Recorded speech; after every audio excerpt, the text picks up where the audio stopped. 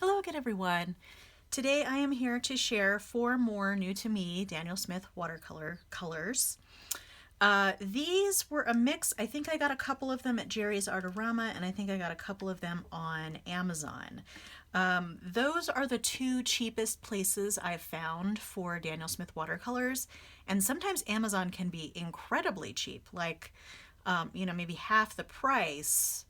But then sometimes they're more expensive. So I'm actually going to put a link to both Jerry's Artorama, the listing for Daniel Smith watercolors, and then if I can find these colors individually, I will link to that on Amazon as well. And then just, if you're interested in these colors, just choose whichever place is cheaper for you.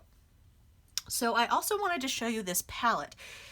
So I have these tubed watercolors. I've already put them in pans in this palette and they've dried out already. So that's how I'm going to be doing my swatches, not directly from the tubes. So I'll put these off to the side shortly. But I also wanted to show you the palette that they are in. So here is my little color sheet for what I have in here. So this is a fairly new palette that I've made. It has a combination of Daniel Smith and Colors of the Iron range, and then also Renesans, only a couple of those, and I wanted to kind of give you an update on those as well. So these are the 4 that I'm going to be swatching out today. It's these 4 in the middle. And this particular palette I found on Amazon. It is made by Meeden, or at least that is who was marketing this, because it does look a lot like the type of palette that both Schminke and a couple of other watercolor brands have been selling. And it had these really nice deep wells in here divided. It seemed a little strange that there was sort of like it didn't even out across, and I'm wondering if it was something that was sort of a mistake in manufacturing, and then Meeden ended up selling them, because as I've looked back at them, I have not seen these palettes again. But I'll put a link to it anyway, just in case they come back. And it has these little, so let me show you this first. It has this rail, which essentially is keeping all of these half pans in here. And then it also has little metal dividers in between. So you could only put half pans in this area and this area. You could put full pans in here. And actually it's a little bit bigger. This middle area is a little bit bigger than the area for actual pans, either full or half pans. So I actually wonder if it's more designed for putting brushes in. Because you could fit, this is the brush I'm going to be using to, oh, and that's a little too big. That is a big brush. Let me see. Yeah, you probably could fit this one in. It's a tight fit, but you probably could put, this is the Jackson's number 8 Icon watercolor brush. You probably could put that in this space and it would just fit. So I think that's really what it's designed to do, to have a couple of brushes in there. So the other thing that that I didn't really address in the title of this video is I did want to show you how these Renesans watercolors have dried. So they're still, when I touch them, they're not tacky. They're completely smooth, but if you press on them, you can tell that it is not completely solidified. And they have been sitting this way for now, I think 3 days. So I'm going to see how it goes a little bit, letting them sit a little bit longer, but I'm wondering if these are ever going to be suitable for travel, because at this stage, if I traveled with them now, I have a feeling they would eventually run out, just because they're clearly not completely solidified. But I just wanted an update, to give you an update on that. So let's go ahead and swatch. So it's going to be these 4 here, like I was saying. I'm going to leave them in this pan, but I'm going to leave the pan off to the side here. I'm going to take away these tubes, and I will show you on my little swatch sheets which one I'm swatching. So I'm going to go ahead and zoom in a little bit. So the first one is going to be Chromium Green Oxide, and I will lay them out flat at the end, all next to each other. But let me go ahead and get my jar open for water. And then I am going to be using that longer brush that I was showing you. This is the I believe it is the Rhapsody Sable Brush from Jerry's Artarama. So I'm going to load up with water. Let's go ahead and go in here with the chromium oxide green, which is very... Actually, let me see if I can take these out so that I can just have those up here while I am swatching them. And also a really interesting thing about this particular list of colors is I have finally found the first genuine color that I've been able to document that does not granulate. So that was exciting. So up here I'm going to be doing the mass tone. So I'm doing it really dry, but that seems too dry. So let me add a little bit more water here to my pan. And so this is a pretty opaque color. In fact, it's listed as opaque, and it is granulating as well. And for some reason, I had never had any of this color from any brand. And I think it just kind of got overlooked as being a little dull, perhaps. But I recently have been trying to take another look at a lot of granulating colors and to see which ones I might like. So this one seems like it might be a good one.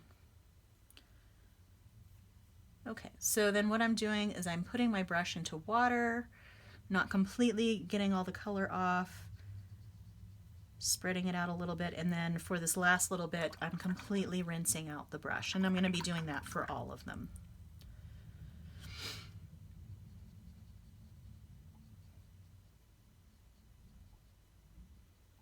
Okay, so there we go, and you can definitely see the granulation already happening there.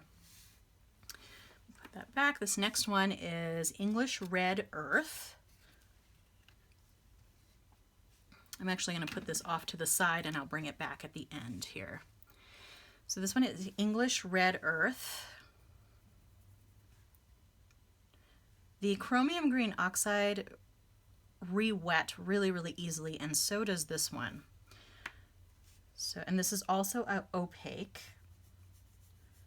And let me try and get a little bit thicker in there, because with the mass tone, I really do want it to look like it is as dark as it can get.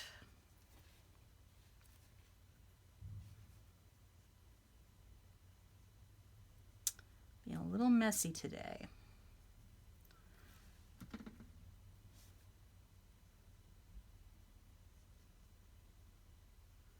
And even with all these new Daniel Smith colors, and I actually have a few more coming, so there'll be another video with another batch of, I think it might be 4 again,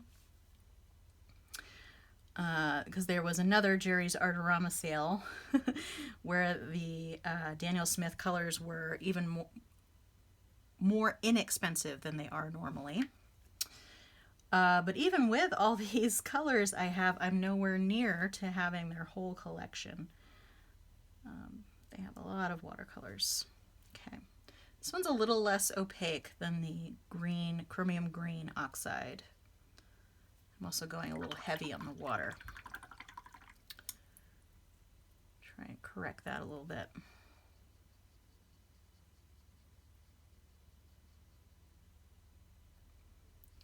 But basically I'm trying to get a gradation across. All right. The next one is Burnt Tiger's Eye Genuine, which is just really beautiful. This one is granulating, but the last one is not. I thought that was interesting because I thought pretty much all genuines would be granulating.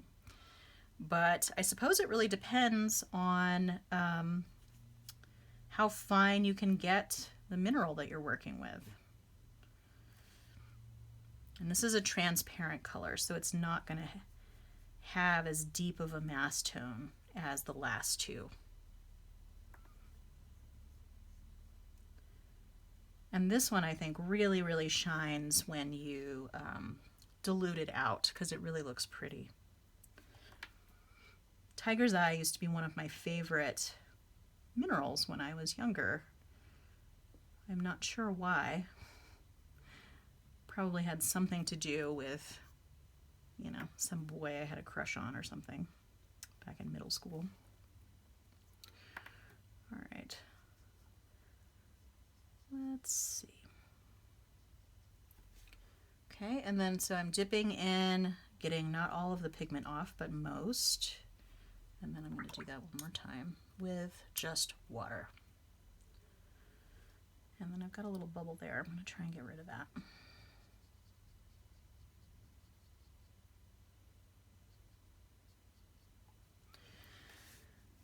Okay, so let's do the last one, and then I will bring all of them back out again.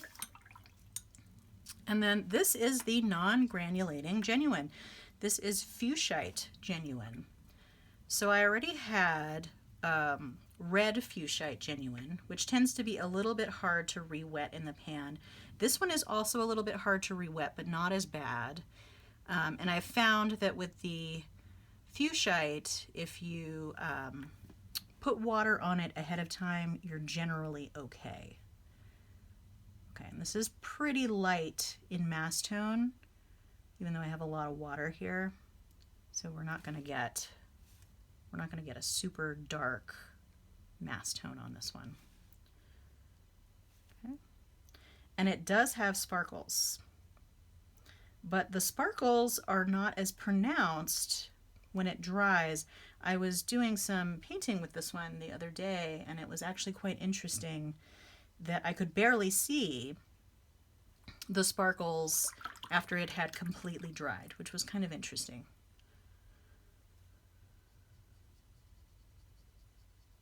And I'll see if I can tilt this around so that you can see them.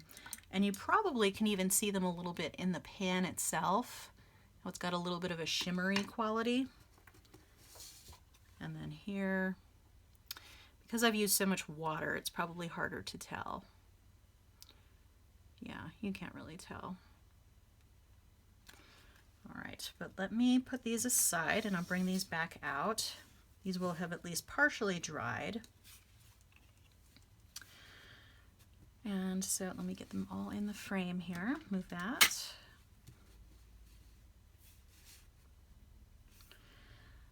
And so of these, there's some similarities here between some other colors. I feel like the chromium green oxide, it's not similar to any of the other Daniel Smith colors, but I feel like I have like a Roman Schmal green, maybe even the Aquarius green that's a little bit similar to this chromium green oxide.